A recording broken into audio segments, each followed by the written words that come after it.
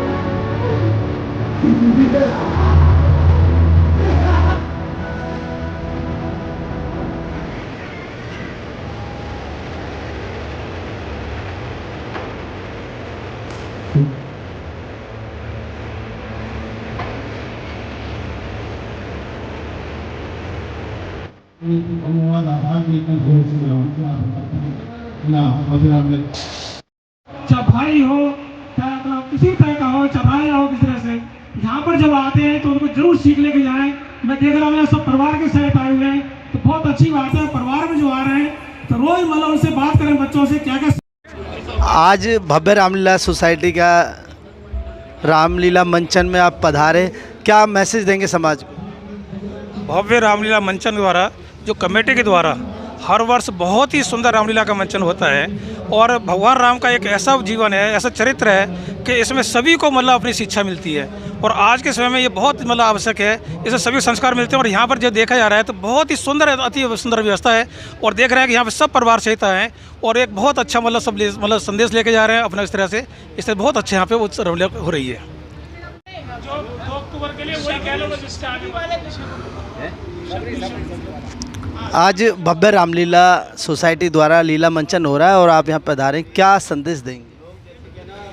ऐसा है, रामलीला और भगवान श्री राम जी के चरित्र को देखते हुए अब पहले रामलीलाएँ दूसरे पैटर्न में होती थी।